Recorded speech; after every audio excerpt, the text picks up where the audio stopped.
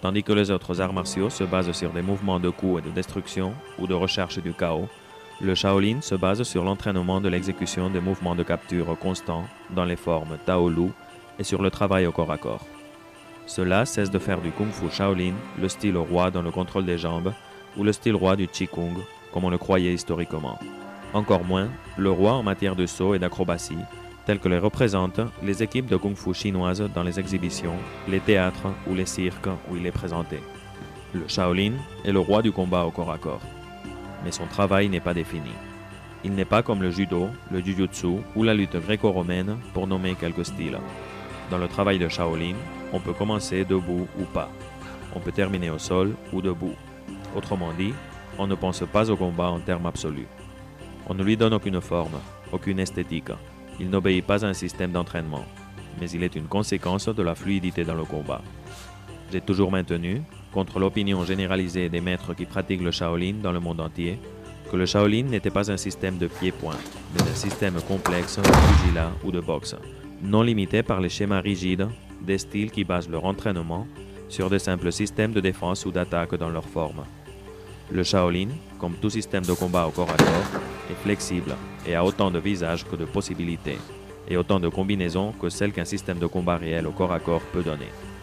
Pour cela, ceux qui ne sont pas experts dans les subtilités du combat ne peuvent ni comprendre son entraînement, ni voir sa richesse. Ce n'est pas pour rien que nous pouvons affirmer que la plupart des styles proviennent de sa philosophie et de ses mouvements. C'est le cas des systèmes comme le Aikido, le Judo, le Wing Chun, le Nanchuan et des centaines d'autres. Mon idée du combat, facile à appliquer, difficile à comprendre. Se glisser comme le vent. Je rentre comme un courant d'air qui se glisse dans votre salon. Je ne respecte pas les espaces, je ne respecte pas les limites et je me glisse partout. Là où il y a une ouverture, je mets un pied ou une hanche ou un doigt. C'est moi qui prends la distance. C'est moi qui vais au combat une fois que l'ennemi a commencé son mouvement. Développer la patience, la mettre en pratique.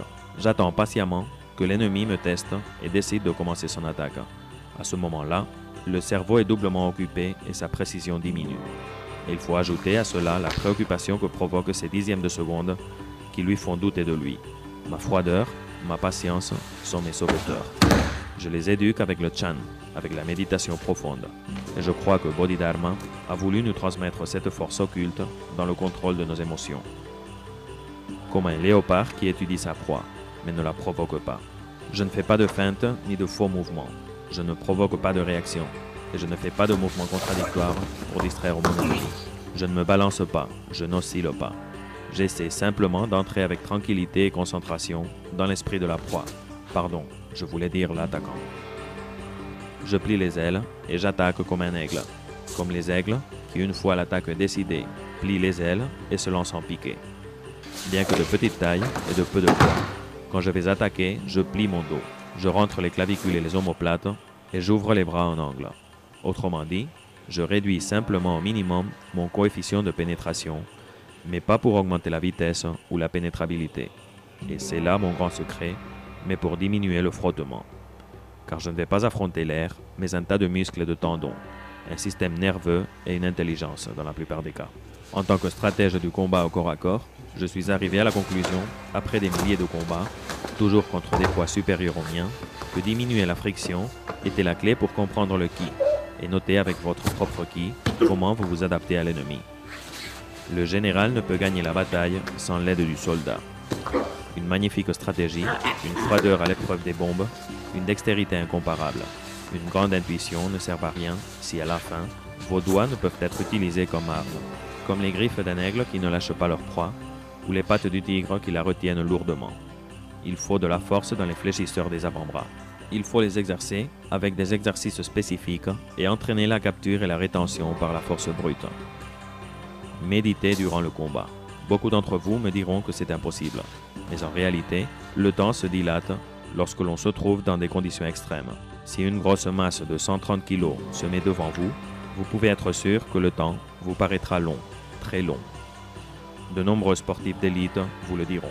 Dans ces moments, où vous êtes par exemple prêt à donner un coup de revers avec la raquette, votre cerveau atteint parfois un point où tandis que vous voyez arriver la balle au ralenti, vous devinez la position de votre adversaire et vous parvenez à mesurer l'espace où vous devez placer la balle, tandis que vos nerfs donnent l'ordre précis d'exercer la pression exacte sur la raquette. Le succès du combat peut tourner en votre faveur si vous êtes détendu. Mais attention, détendu mais pas endormi ou passif. La vie est